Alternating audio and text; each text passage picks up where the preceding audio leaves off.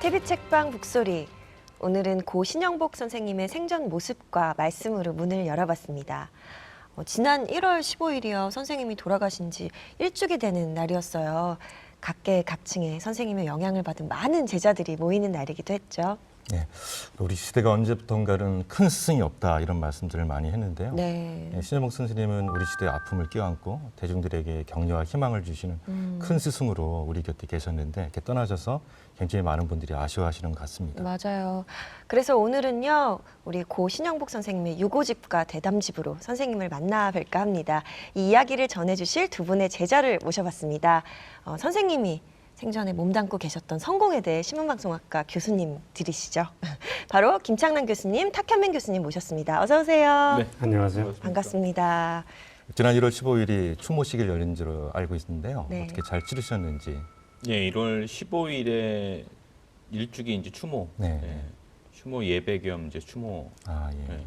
식이 있었고, 같은 주 19일에 이제 추모 공연이 또 준비되어 있었고, 그 전에 한 일주일 조금 넘게 저희가 인사동 화랑에서 선생님 작품들을 모아서 추모 전시회도 네. 네. 한 열흘 정도의 일종의 추모 주간을 기획하고 진행했었던 그런 시간들이었죠. 네. 바쁘셨겠어요. 뭐 바쁘다기보다는 이제 다들 이제 각자의 기억들을 꺼내야 되니까 그 안에서 조금 힘든 분들도 좀 계셨고 여전히 네. 이제 그리운 마음들이 더 크니까 맞아요. 그리고 또 선생님을 잘 몰랐던 분들한테는 오히려 선생님을 또 알리는 그런 기회가 되기도 했고 여러모로 의미 있었던 시간들이었습니다. 네. 사실 두 분이 직계 제자분으로 굉장히 유명하시잖아요. 직계신가요? 그렇진 않나요? 왜냐하면 김창원 선생님은 동료 교수 아, 계셨고 저는 그러니까. 사실 직계라고 할 만하죠. 제자였으니까. 제가 그 지난 한 20년 성공회대학교 처음 발을 딛고부터 쭉 선생님 곁에서 뭐 물론 동료 교수로서 지냈지만 사실은 뭐 선생님의 말씀이나 책이나 또 직접 또 북글씨 서예를 네. 배우기도 했고요. 그런 의미에서는 뭐 늘 제자라고 생각하고 있습니다. 네. 가르침을 받은 사람이 여러 형태로 너무 많아서 네. 사실 꼭 뭐 학교에서 배웠다는 것만 제자라고 한다면 상당히 그 협소하게 들릴 것 같고 네. 뭐 아시다시피 감옥에서 또 감옥 바깥에서 또 다른 외부 과정에서 꼭 직접적인 가르침을 주고받지 않았더라도 하다못해 뭐 같이 축구를 하거나 운동을 하면서도 네. 여러 부류의 여러 사람들이 선생님한테 영향을 받았기 때문에 사실 일반적인 선생 혹은 스승과 제자 관계보다는 훨씬 넓었다고 하실 수 있겠죠. 네. 스님은 글쎄요, 제가 감히 인연이라고 이렇게 얘기할 수 있을지 잘 모르겠는데요. 늘 이야기 잘 들어주셨고 저뿐만 아니라 다른 사람들의 이야기까지 잘 들어주셨고 또 사람들 옆에 이렇게 산처럼 강처럼 늘 계셨던 분이시라 저한테도 그런 경험을 할 수 있도록 해주신 분 그리고 스님 수업 듣기도 했고요. 저한테 굉장히 많은 영향을 주신 그런 분이시죠. 제가 선생님을 알게 된 건 뭐 어렸을 때 본 감옥으로부터의 사색 책부터 시작이 된 것 같고요. 그 뒤에 나이를 들어가면서 자꾸 연기도 하고 뭐 남 앞에 나서고 그러는데 도대체 뭘 가지고 나는 일을 하고 있는 건가 뭐 이런 방황을 할 때도 있고 그러면서 조금씩 이런저런 공부를 해보고 싶다 하는 생각이 들던 와중에 성공에 대해서 하는 인문학습원에 인문 공부를 하러 등록을 해서 거기서 수업 공부를 좀 했었고 그때 선생님을 자주 뵀었죠. 네. 제가 이제 뭐 언론 노조의 파업 문제를 다루는 콘서트나 뭐 또 사회 문제들에 관심을 갖고 있는 걸 눈여겨 보셨던 모양이에요. 그래서 그런 일에 함께 참여하는 분들하고 함께 맛있는 밥도 사주시고 막걸리도 사주시고 그러셨죠. 김창남 선생님 그 축구 굉장히 좋아하시는 걸로 알고 있는데 우리 고 신영복 선생님하고 축구는 안 하셨나요? 축구 많이 했습니다. 그래요? 선생님이 축구를 아주 좋아하셔서 은퇴하실 때까지는 저희하고 거의 뭐 매주 축구를 함께 하셨었고요. 은퇴 이후에는 많이 안 하셨지만 그래도 간혹 네. 더러 이제 학교에 나오시면 제가 모시고 나가서 축구를 함께 했었고 제 기억으로 선생님께서 마지막으로 축구하신 게 2011년 그러니까 만 70세 되셨을 때 이렇게 축구를 하셨던 게 이제 마지막 기억입니다. 네. 선생님은 축구를 아주 잘하셨어요. 그래요? 그 대학 시절에는 서울 상대 대표 선수셨고 오. 또 교도소에 계실 때도 네. 그 사동끼리 이렇게 뭐 축구 시합 같은 거 하면 늘 이제 거기서 함께 죄수들과 함께 축구를 하셨던 그런 말씀도 많이 들었었습니다. 네. 아니 보통 이렇게 글 잘 쓰시는 분들은 되게 운동 못 하시고 집에서 이렇게 글만 쓰시고 이렇게 서예만 하실 것 같잖아요. 그런 면에서 선생님이 참 놀라운 분인 게 네. 그래서 가장 뭐랄까 정적인 사색과 서예와 네. 그런 것에서부터 가장 동적인 축구나 또 대학 시절에는 뭐 응원단장 오, 그래요? 중고등학교 시절부터 이런 거 하셨을 만큼 굉장히 활달하고 놀기도 잘 놀고 네. 운동도 잘하고 그런 분이셨죠. 그 말씀 들어보니까 저희는 모르는 에피소드들도 좀 있었을 것 같아요. 혹시 저희는 알지 못하는 친한 분들이 아는 선생님의 뭐 일화 같은 거 보통 있나요? 신현복 선생님의 책으로만 맞아요. 읽고 뵌 분들은 네. 무슨 이제 달관한 어떤 맞아요, 그런 맞아요. 도인 같은 네. 그런 선비 같은 그런 모습만 떠올리게 되는데 사실 가까이 접했던 분들에게는 정말 소탈하고 격이 없고 좋은 친구 같았던 분이고요. 무엇보다도 유머 감각이 아주 탁월했던 분이라서 주변에 네. 있는 사람들은 늘 즐겁게 유쾌하게 만드는 분이셨어요.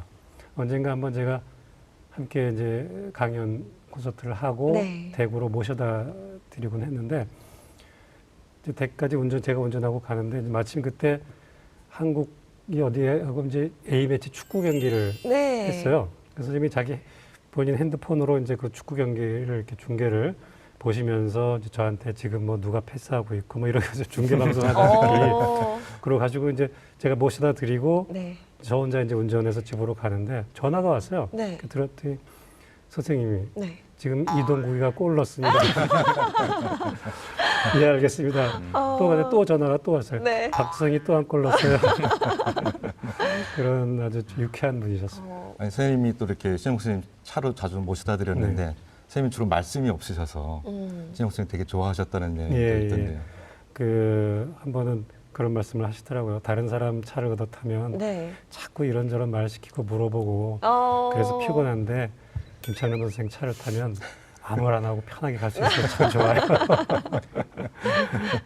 아, 재밌네요. 박 교수님도 좀 새로운 에피소드 같은 것도 있으면. 글쎄 뭐 새롭다기보다는 이제 아까 말씀 나눴던 것처럼 그 신 선생님이 상당히 그 정적인 분이라고 알고들 계시는 분이 맞아요. 많은데 그 사실은 정적이면서 상당히 많이 움직이는 동적인 분이기도 했고 네. 그리고 제가 놀라웠던 건 대개 우리가 어떤 그 존경할 만한 분들이 갖고 있는 선입견이 있잖아요. 저분은 상당히 조용하실 것이다. 뭐 근엄하시고. 감히 내가 어떻게 얘기를 맞아요. 하고 근데 늘 먼저 뭘 제안하시는 편이었던 네. 것 같아요. 이를테면 어떤 모임을 하자든지 뭐 하다못해 어디서 밥을 먹자든지 네. 뭐 이야기를 나누자든지 이런 것도 늘 먼저 이렇게 와라 저렇게 하자. 그래서 제가 학부 때 같은 경우에도 그 정말 많은 학부 학생이 있었는데도 불구하고 저를 부르셔서 네. 같이 글쓰기 모임을 만들어 보자. 그게 사실은 쉽지 않은 것 같아요. 저도 나중에 그 가르치는 일을 해보니까 네. 특별히 몇몇 학생들을 불러다가 글쓰기를 가르친다는 게 맞아. 상당히가 아니라 아주 어려운 일이더라고요. 그렇죠. 대학에서는 그렇죠. 그런데도 불러서 또 기회를 주시고 네. 또 직접 고쳐주시기도 하고 얘기도 해주시고 뭐 이런 것들을 보면 선생님 안에 뭐 전에 어렸을 때나 젊으셨을 때 응원단장이나 이런 거 하셨다는데 뭔가 계속 조직하고 만들고 또 그걸 퍼뜨리고 네. 이런 일도 상당히 유쾌하고 즐겁게 하셨던 것 같아요. 되게 추진력 있으시고 뭔가 네. 활동적이신 걸 좋아하셨던 네. 것 같기도 하네요. 그래서 학교에서도 많은 조직을 만드시고 네. 또 사회 활동도 하시고 그랬을 것 같아요. 신현복 선생님의 어떤 그런 스승으로서의 어떤 위상, 또 자기에 대한 반성 이런 게 있는 게 김찬현 교수님이 스승의 날 인사를 드렸더니 좋은 스승이 뭐 스승이 아니라 좋은 스승을 가진 사람이 훌륭한 사람이다 이런 말씀을 하셨다는데요. 그 네. 얘기 좀 들려주시죠. 그 스승의 날 이제 모임이었는데 네. 그때 이제 선생님께 감사드린다 이런 얘기를 하니까 스승이 훌륭한 게 아닙니다. 좋은 스승을 가진 그 사람이 훌륭한 거죠. 그래서 그 말씀에 정말 굉장히 감동과 충격을 네. 함께 느꼈었어요. 그래서 사실은 스승이라는 게, 좋은 스승이라는 게 결국은 좋은 제자들이 만들어내는 네. 것이고, 또 선생님께서 늘 자주 하시던 말씀 중에 우리는 다 누군가의 제자이고 동시에 누군가의 스승이다. 네. 사람은 그렇게 얽혀있는 사제의 연세, 그 관계를 확인하는 게 바로 자기 발견이다. 네. 이런 말씀을 하셨던 게 그때 딱 비로소 이해가 됐고요. 네. 어떤 사람을 한 개인으로서 독립된 한 존재로서만 보는 게 아니라 그가 갖고 있는 관계 속에서 한 사람을 이해해야 된다. 이런 말씀이 어떤 의미였는지 하는 것도 깨달을 수 있었죠. 네. 근데 이제 사실은 그 말씀 때문에 네. 큰 부담을 제자들은 갖게 되는 것도 그럴 수 있겠네요. 사실이에요. 네. 아니 정말로 선생님 돌아가시고 난 후부터는 네. 그 의식적으로 또는 무의식적으로 어떤 뭐 일탈까지는 아니어도 내가 이런 행동을 하면 될까라는 생각을 주기적으로 하게 되더라고요. 이게 혹시 선생님 이름에 네. 누를 끼치진 않을까. 네. 그러니까 아마 그런 걸 염두에 두고 그런 말씀을 하시지 않았나. 역시 훌륭한 스승님이셨네요. 끝까지 지켜보시겠다고. 네. 네. 한 사람의 인생을 돌이켜 봤을 때 그 인생에 그 시대가 얼만큼 들어와 있느냐를 보면 네, 어떠한 인생이었는지 알 수 있다. 네, 훌륭한 삶일수록 그 시대가 그 인생에 많이 들어와 있는 것 같다고 말씀하셨었어요. 배우를 하는 내내 굉장히 가슴 깊이 새기고 있는 말이에요. 뭐 인기도 중요하고 욕망도 중요하고 여러 가지가 많지만 나중에 돌이켜봤을 때 내 인생에 내가 살았던 그 시대가 얼마나 많이 들어와 있을까 늘 염두에 두고 살려고 하고요. 큰 가르침을 주신 것 같아서 늘 감사하게 생각하고 있어요. 우리 삶 속에서 늘 있는 저렇게 저 멀리 떨어져 있는 얘기들 잘 안 하셨어요. 관념적인 얘기. 저도 지금 얘기하면서 너무 얘기가 관념적이지 않나 이렇게 돌이켜 볼 수 있는 건 선생님 덕분인 것 같아요. 붕 떠 있는 얘기 잘 안 하셨어요. 쌤 책에 나와 있는 뒤주 이야기처럼 예쁘게 만드는 게 뒤주가 아니고 밑에 바람이 통하도록 뚫어져 있어야 띄어져 있어야 그게 뒤주다. 집을 지붕부터 그리는 것이 아니고 목수 노인이 그린 것처럼 주춧돌부터 집 짓는 순서대로 그리는 거 그게 사실 우리 삶이다. 뭐 이런 얘기 해주신 것처럼 선생님 늘 그렇게 뭐 인간적이다 이렇게 하면 여기 관념이 있고 인간적인 게 사실 우리 실제인데 그런 관념과 실제의 구분이 없으셨던 분으로 저는 기억해요.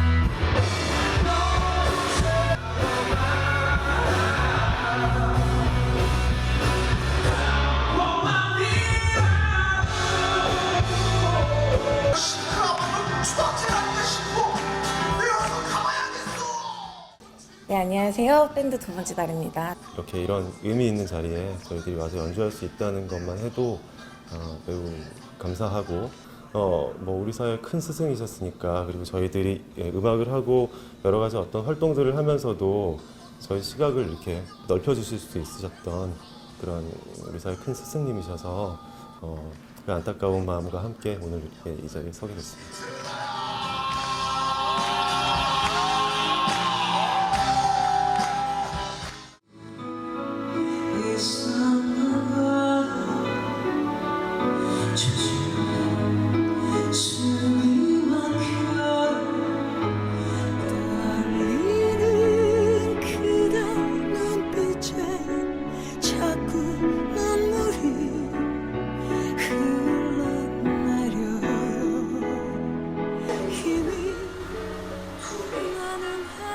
배 이상으로 무한하다.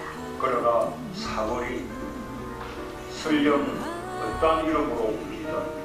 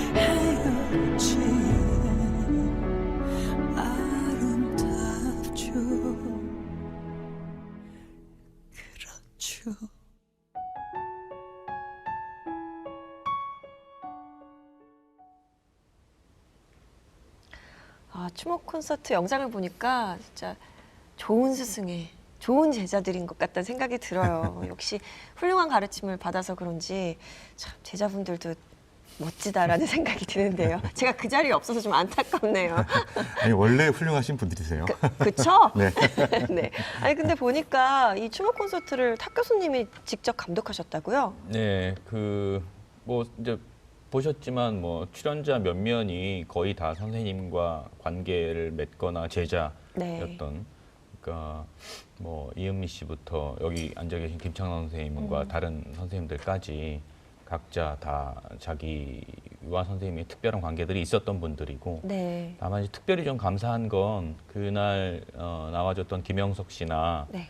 또 연주해줬던 두 번째 달 같은 팀은 사실은 선생님과 특별한 인연이 없었어요. 네. 그냥 책으로만 알고 있다가 그 책에서 통해서 받은 느낌들이 너무 좋고, 또 저희가 그런 걸 알아서 이제 부탁을 드렸을 때 흔쾌히 또 나와주셔서 그래서 공연이 전반적으로 좀 풍성하게 만들어질 수 있었던 것 같아요. 사실 교수님이 직접 감독하는 건 쉬운 일이 아닌데. 네, 그렇죠. 그리고 추모한다 그러면 엄숙하게 맞아요. 하려고 하는 게 있는데 역시 생전에 신영복 선생님 뜻에 맞게 좀 더 자유롭고 또 이렇게 의미를 되새길 수 있는 근데 이제 콘서트여서 그런 생각은 들더라고요. 추모라는 이름을 만약에 이제 또 하게 된다면 네. 1주기, 2주기 이렇게 가는 게 아니라 추모라는 이름은 이제 좀 떼어야겠다. 그거는 이제 선생님을 기억하지 않겠다는 의미가 아니라 뭔가 계속 그 슬픔이나 혹은 그리움만 가지고 그런 시간과 장소를 만드는 걸 선생님이 좋아하지 않으실 수도 있겠다라는 생각이 들더라고요. 오히려 뭔가 좀 더 새로운 이야기나 혹은 새로운 형태나 이런 이야기들로 매년 한 번씩 선생님을 주제로 어떤 공연이나 행사가 만들어지면 더 네. 의미가 있겠다라는 생각도 들고, 역시 또 첫 해니까 김창원 선생님도 마찬가지셨겠지만 조금 부대끼는 부분이 있었어요. 제자들 입장에서는. 네. 아직 뭐 여전히 좀 믿기지가 않고 이런. 그래서 다음번부터는 좀 다른 형태로 또 추모란 이름도 떼고 선생님이 하셨던 말씀들을 기억하는 그런 자리가 만들어지지 않을까, 그런 기대를 하고 있습니다. 네. 선생님 생전에 그 매년 연말에 네. 이 종강 콘서트를 저희 학교에서 계속 했었어요. 오, 예. 그래요? 그래서 선생님 이제 수업, 대학원 수업에 굉장히 많은 사람들이 청강하고 이래서 네. 항상 대형 강의실에서 수업을 하셨는데, 거기 이제 수강생들을 중심으로 그런 이제 기획이 돼서 꽤 오랫동안, 제 기억으로 한 2007년부터 선생님 마지막 강의까지 매년 종강 콘서트란 이름으로 학교에서 콘서트를 했었어요. 학생들도 직접 나와서 출연하고 또 뭐 외부에서 가까운 가수들이나 가수분들이요? 이런 우와. 분들이 와서 또 함께 해주고, 네. 그래서 저는 이번 추모 콘서트를 하면서 방금 탁현민 씨 얘기한 것처럼 이제 추모보다는 어떤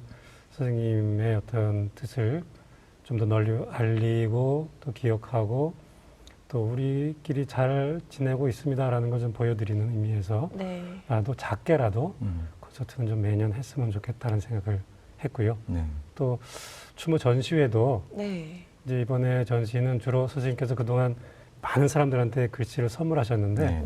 그 선물 받았던 분들이 이렇게 내놓아서 그걸 이제 모아서 전시를 한 거거든요. 네. 근데 그런 사람들이 엄청나게 많아요. 그래서 번갈아 가면서 지금 내놔서 매년 한번 전시회를 조그맣게라도 하면 어떨까 하는 생각도 했었어요. 아, 예. 이런 제자들 있으면 진짜 뿌듯할 것 같지 않으세요? 사실은 옛날에 이제 유명한 학자가 돌아가시면 네. 그 친척들이나 가족들이 이렇게 또 제자들이 문집을 만들어 드리는 건데요. 사실은 이제 추모 콘서트도 그런 형태인데다가 네. 특히 오늘 이제 같이 나와주신 게 추모 문집을 만드셨어요. 그래서 유고를 모은 냇물아 흘러 흘러 어디로 가니 이 제목의 유고집하고 그다음에 네. 대단집인 손잡고 더불어 네. 이거요. 요 유고집에는 7편의 미발표 작품도 네. 수록되어 있습니다. 그래서 많은 분들이 신현복 선생님의 어떤 말씀을 공유하고 기억하도록 많이 이렇게 배려를 하셨는데요. 이 책을 내시면서 어떤 소회가 드셨는지. 우리가 뭐 선생님을 기억하는 다양한 방식이 있겠지만 독자들에게는 그 감동적인 책의 저자로서 기억이 네, 되실 네. 텐데 여기 실린 글들은 그 동안에 이제 이렇게 전작으로 나왔던 책에 포함되지 않은 네. 여기저기 이제 흩어져 있는 짧은 글들, 그 다음에 강연록, 네. 대담 같은 것들을 이제 모은 거죠. 저는 이게 신현복 선생님께서 저희한테 주신 마지막 선물이라는 생각이 들어요. 네. 이 책들을 통해서 어쨌든 신현복 선생님을 다시 한번 기억하고 그분의 뜻을 다시 한번 서로 나눌 수 있다는 것만으로도 참 우리는 행복한 제자들이다. 그런 생각을 합니다. 한 글자로 표현하면 이렇게 쓴다. 이거 여러분들이 사람이라고 읽어도 되고요. 삶이라고 읽어도 되거든요. 그렇습니다.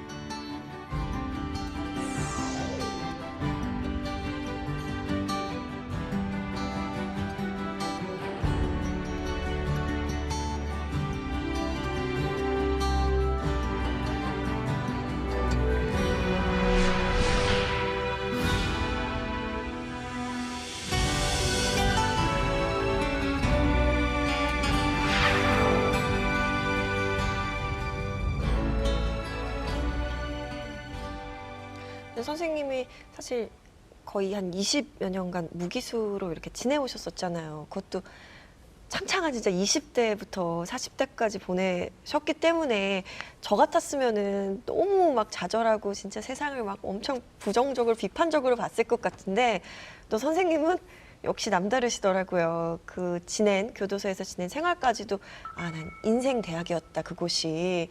그렇게 말씀하시면서 많이 배웠고 깨달음의 시간이었다고 하시더라고요. 그 부분에 대해서도 얘기해 주세요. 그럴 수가 있죠? 어떻게? 그렇죠. 이제 그럴 수 있는 분이 있고 그럴 수 없는 사람들이 있는데 네, 쉽지 않잖아요. 어떤 것보다 사실 감동적인 부분이 그거죠. 네. 저는 개인적으로 선생님 그 책을 이제 그 감옥에서 있었던 이야기들로 묶인 이른바 감옥으로부터의 사색을 고등학교 2학년 때 읽었는데 네. 그때 제가 했던 그 철없는 생각에 이 학교가 감옥과 뭐가 다르냐라는 그런 일종의 어떤 반항심 뭐 이런 것들로 가득 차 있던 시절이었던 것 같아요. 근데 우연히 제가 큰 잘못을 저질러서 그 정학을 맡고 있는 가운데 그 책을 선생님 교무실에 있는 선생님 책상에서 제 고등학교 선생님이죠. 책상에서 발견하고 그래 학교가 감옥이지 뭐 이런 생각을 하고 저거 한번 읽어봐야겠다 라고 해서 읽기 시작했거든요. 물론 이제 그때는 상당히 그 아직은 어려서 그 책에 보면 이제 개수 씨에게 보내는 편지 뭐 이런 게 나오는데 그 개수가 저는 사람 이름인 줄 알았어요. 오랫동안. 그래서 개수가 누굴까 이런 생각을 한참 했다가 이제 나중에 그게 이제 어떤 의미인지 알았는데 근데 그 책을 읽으면서도 제가 그 어린 나이에도 이럴 수 있지 어떻게 이럴 수 있지라는 생각을 했던 것 같아요. 물론 이제 아주 뚜렷하게 어떤 기억으로 남아 있진 않아요. 지금 상당히 이제 오래전 일이 돼 버렸으니까. 근데 그때 당시에도 그 어린 나이에도 세상을 바라보는 게 내가 느끼는 어떤 분노와 절망감 혹은 반항심과 다르게 이렇게 볼 수도 있겠구나라는 정도는 어렴풋하게 기억이 나요. 근데 그게 이제 누구나 다 그럴 수 있는 건 아니라고 생각을 하는 게 편할 것 같아요.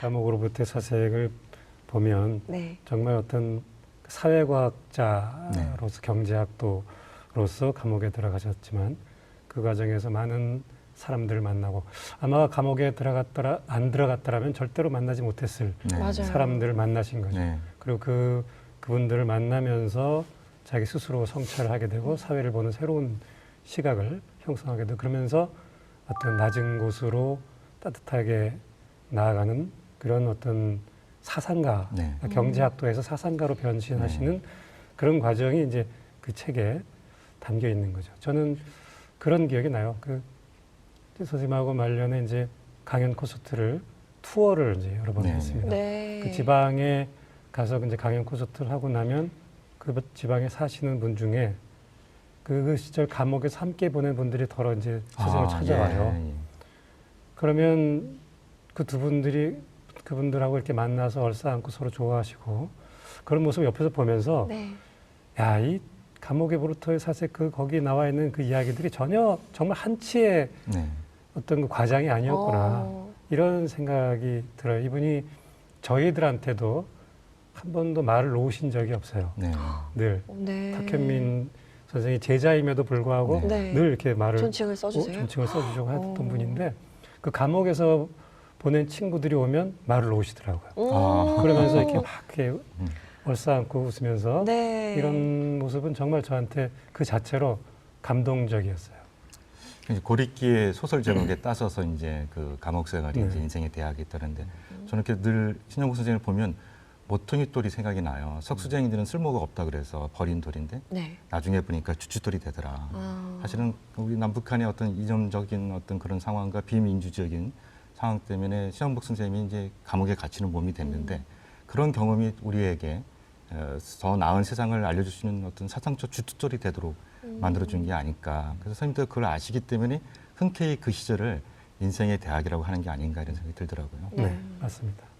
혹시 뭐 이런 유고집이나 대담집에서 다루지 못했던 선생님의 말씀이나 뭐 글이 있다면 얘기 좀 해주세요. 글쎄, 이제 그거는 참 아까 김창 선생님 잠깐 언급하셨는데 네. 우리가 살면서 말과 글과 생활이 딱 맞아 떨어지는 사람을 발견하는 맞아. 게 아주 드물잖아요. 쉽지 않죠. 저는 사실 딱 한 분밖에 못 뵌 것 같고 그게 이제 신영복 선생님인 것 같은데 네.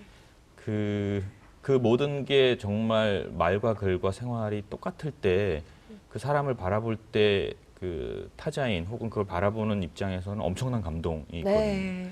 그래서 제가 좀 뭐 자랑이기도 하고 아쉽기도 한 건데 이제 선생님을 몰랐던 분들은 그런 경험을 할 수 없게 되었구나라는 게 좀 미안하기도 하고 네. 또 나는 그런 기억을 갖고 있으니까 좋겠다. 다행이기도 하고 그런 생각이 들죠. 선생님 가깝게 뵈면서 네. 이렇게 한 말씀 한 말씀 이제 어느 순간 이렇게 툭툭 던지시는 말씀 속에 정말 이렇게 많은 그 가르침이 네. 들어있고 좀 놀라운 해안이 이렇게 느껴지는 아까 그 뭐 스승의 날 말씀도 네. 그렇지만 네.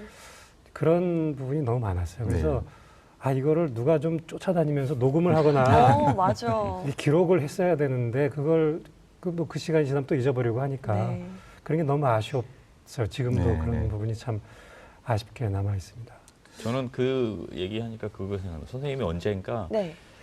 저는 마치 정말 그런 게 존재할 것 같다는 생각도 하는데 그 어떤 영화에 보면 네. 어떤 노소설가가 우리나라로 말하면 신춘문예의 혜성과 같이 등장해서 네, 딱 네. 작품 한 편만을 남기고 사라져요.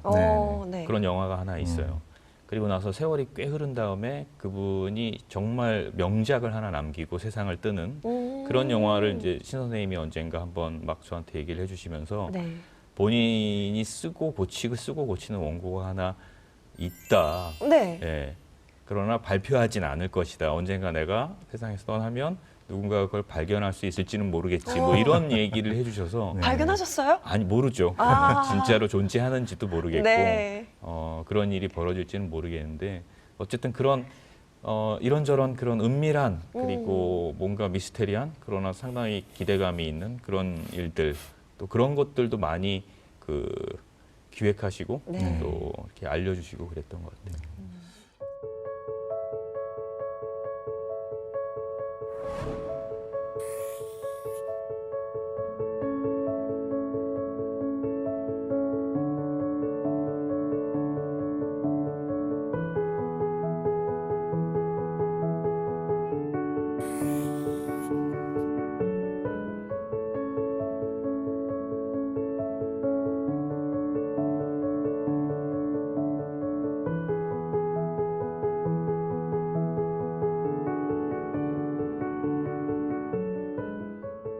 짧은 마디가 만들어내는 강고한 힘이 대나무의 큰 키를 지탱합니다.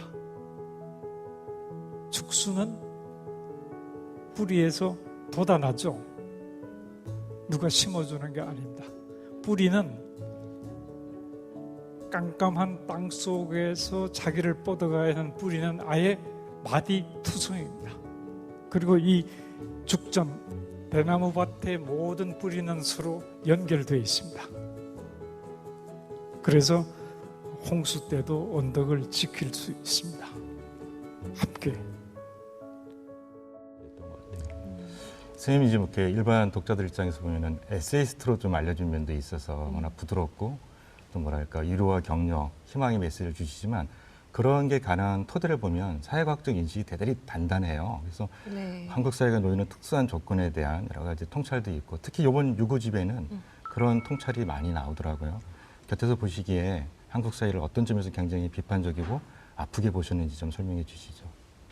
글쎄요, 무엇보다도 뭐 선생님 당신이 바로 이 분단 상황, 네. 네. 그런 어떤 모순의 희생자이시기도 네, 그렇죠. 때문에 한국 사회의 이 분단 상황이 가져다 준 여러 가지 비극들, 특히 너무나 완강한 어떤 이 보수적인 사회 구조, 이런 것에 대해서 참 많은 말씀을 하셨고, 이 사회가 결코 이렇게 쉽게 바뀌지 않을 것이다. 이런 표현도 여러 번 하셨던 기억이 나요. 그래서 어쨌든 이걸 어떤 그 사회과학적인 어떤 인식도 물론 중요하지만 결국은 그 속에 사는 사람들 한 사람 한 사람이 서로 간에 어떻게 작은 관계를 맺어가면서 결국 그것이 그야말로 더불어숲 같은 네. 그런 어떤 큰 어떤 힘으로 나아갈 수 있는가. 결국 그것이 가장 중요한 문제다. 그런 말씀을 하셨고 저는 그 말씀이 참 적실하고 맞는 말씀이라는 생각이 들어요. 네.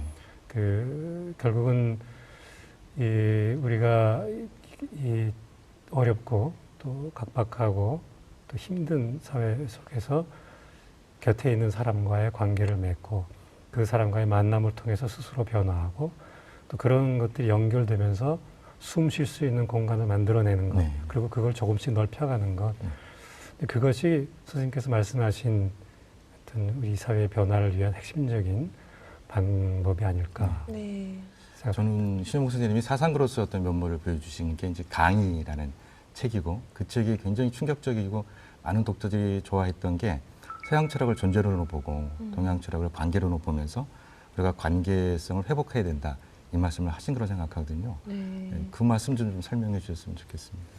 글쎄 뭐 선생님이 이야기하는 관계라는 게 저는 어떤 뭐 대단한 이를테면 뭐 앞에 이야기랑 붙여간다면 신영복 선생님을 어떤 진보주의자 혹은 뭐 사회과학자 혹은 경제학자 뭐 이런 식으로 보는 건 저는 물론 그런 면이 분명히 있고 그게 본인이 나중에 이제 이야기하셨던 이런 뭐 관계론의 바탕 혹은 그 기저에 깔려 있는 건 사실이지만 네. 사실은 신영복 선생님은 그 이후에 그리고 지금 저희에게는 한 명의 사상가로 큰 영향을 주고 계시잖아요. 선생님의 관계론이라는 것도 저는 복잡하고 어렵게 설명할 필요가 없다고 생각해요. 네. 그 본인이 이야기하셨던 더불어숲 그 한 줄에 네. 그 관계론의 대개가 담겨 있고 한 나무가 또 한 나무에게 말하는 것, 그 말 그대로 더불어숲이 되어서 같이 지키자.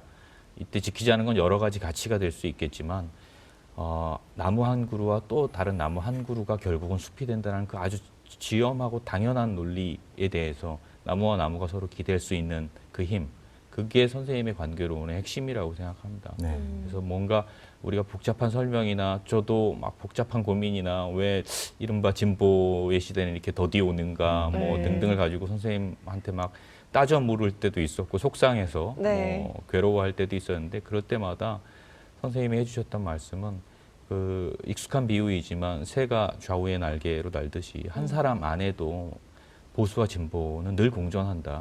그 공존의 가치가 바로 더불어숲의 철학이고 관계론의 핵심이다라고 저는 그렇게 받아들이고 있습니다. 네. 스승이 되지 못하는 친구는 좋은 친구가 아니고 친구가 될 수 없는 스승은 결코 좋은 스승이 아니라라는 말씀입니다.